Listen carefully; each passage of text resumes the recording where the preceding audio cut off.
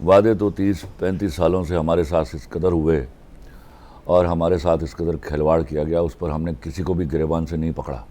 سوال ان کو تو ہم بھولے، ان کو ہم نے گیٹ آؤٹ کیا، تو ہم نے ان کو موقع دیا کہ آپ تشریف لائیے، آپ کے وعدوں میں ہمیں دم نظر آتا ہے۔ بالکل وہ پریکٹیکیبل نہیں تھا، ظاہر ہے سلوگنز ہوتے ہیں، کچھ کی معافی دینی چاہیے میرا خیال ہے۔ حالانکہ میں اس بارے میں بڑا پکا آدمی ہوں کہ اگر ایسا وعدہ کیا ہی نہ جائے جو آپ پورا نہ کر سکیں، لیکن 1 کروڑ نوکریوں کا اور 50 لاکھ گھروں کا وعدہ، وہ پرائما فسائی لگ رہا تھا کہ یہ جھوٹ بولا جا رہا ہے، لیکن میں چاہتا تھا کہ یہ آدھا جھوٹ ہو جائے۔ چلو قوم کو آدھا ریلیف بھی مل جاتا تو آدھا جھوٹ معاف کر دیتے وہ۔ سوال یہ تو ہے ہی نہیں ہے، سوال یہ ہے کہ آپ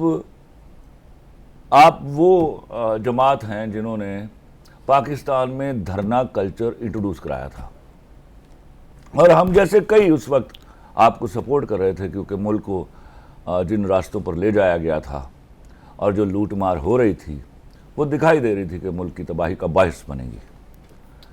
سوال تو یہ اٹھ رہا ہے کہ ایسے لوگ جو مطالبات کے لیے سڑکوں، پہلی بات تو یہ ہے کہ آپ کے اندر کیا انسانیت نام کی یہ چیز آپ کے اندر یہ دخول نہیں کر رہی کہ آپ پینڈیمک اور مسلسل انفلیشن کی وجہ سے آپ کا سیلریڈ اور غریب طبقہ بری طرح پس رہا ہے، تو کیا آپ ان کے لیے یہ سہولیات دے رہے ہیں؟ اور کیا یہی کلچر، یہ تو پرانا کلچر ہے کہ پہلے ڈنڈے مارے، لوگوں کو لے کر پکڑ دھکڑ کی، ان کو جیل میں ڈالا، حوالات میں ڈالا پریشرائز کرنے کے لیے تاکہ آپ اپنے مطالبات کے گراف سے نیچے آ جائیے، اور اس کے بعد انہی اشخاص کو جو 4 دن پہلے جیل میں تھے ان کو وہاں سے نکال کر آپ ان کے ساتھ مذاکرات کرتے ہیں اور 25% کا اپروول دے دیتے ہیں، یا کچھ باقی مطالبات پورے کرنے کے بعد آپ ایک معاہدہ کر لیتے ہیں۔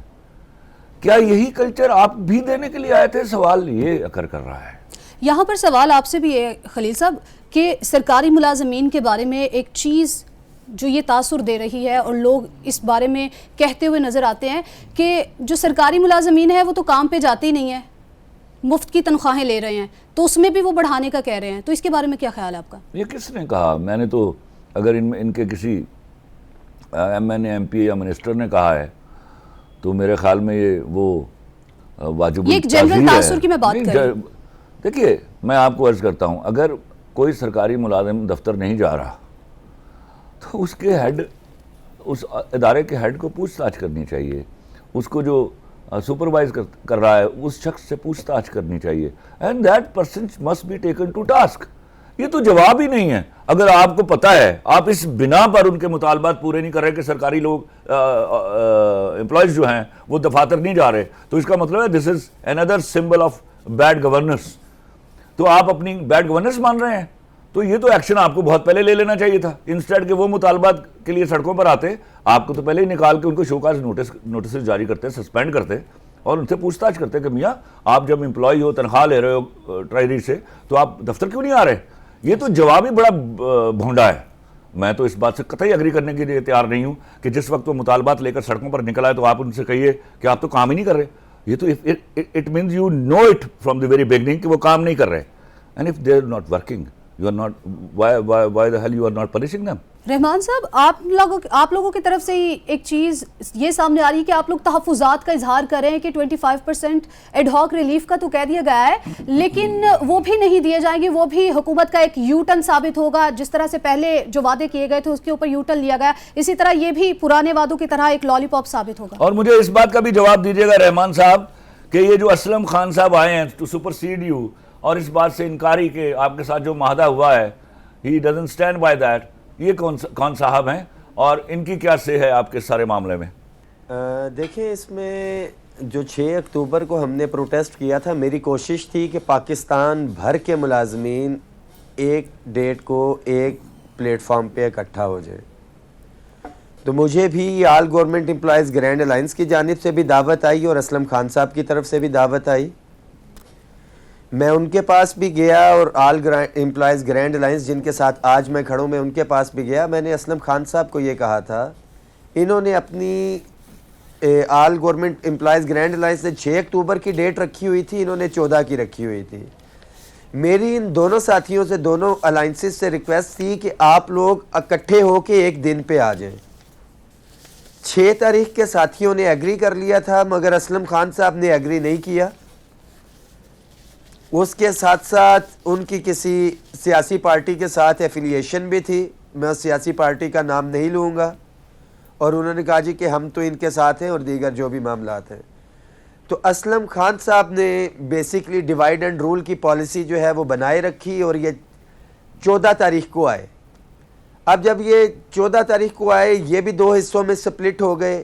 وہاں پہ بھی ڈیوائیڈ اینڈ رول کی پالیسی، اور گورنمنٹ کو بڑا زبردست ایک میسج گیا. رحمان صاحب آپ نے میں یہاں آپ کو پر ایڈ کرتا چلوں. رحمان صاحب آپ نے یہاں پر ایک پوائنٹ ریز کیا ہے. خلیل صاحب میں آپ کی طرف آؤں گی.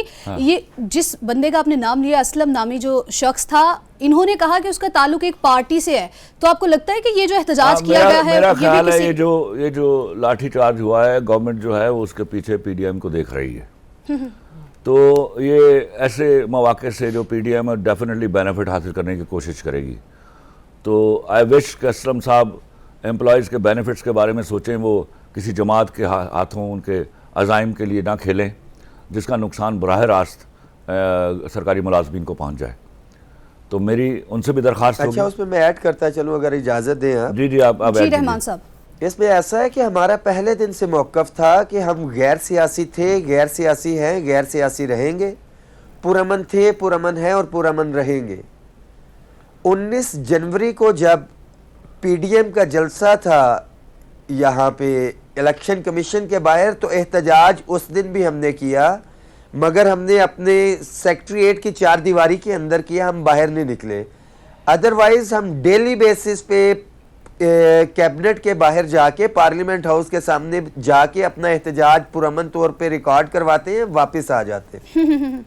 اوکے ٹھیک ہے رحمان صاحب، کی ہمیشہ سے ہوتا وہ ہے. بات سمجھ میں آ گئی. دیکھیے ایسی جب سچویشن کھڑی ہوتی ہیں، جب کچھ اداروں کے ملازمین جب ایسی سچویشن میں جب ایک بہت بڑا گھمسان کا رن پڑا ہو گورنمنٹ اور اپوزیشن کے ساتھ، اپوزیشن کا ایک پورا جو گٹھ جوڑ ہے، تو ایسی جو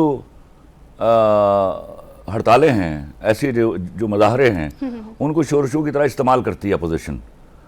تو میں وہی عرض کر رہا ہوں کہ میں اسلم خان صاحب میرے سامنے نہیں ہیں، ورنہ میں ان سے ہاتھ جوڑ کے ریکویسٹ کروں کہ ان کی اگر کسی پارٹی سے ایفیلیشن بھی ہے تو ہی should continue with that. Khalil صاحب یہاں پر سوال یہ اٹھتا ہے کہ وزیر داخلہ شیخ رشید صاحب کو بھی پہلے سے ہی پتا تھا کہ ان کے احتجاج، وہ بتا رہے ہیں نا، اس سے پہلے بھی بڑی دفعہ انہوں نے احتجاج کال کیا ہے، اس کے بعد انہوں نے ملازمین کو اکٹھا کیا ہے. تو اس کے باوجود انہوں نے 1 مہینہ پہلے وزیر اعظم صاحب سے بھی بات کی تھی.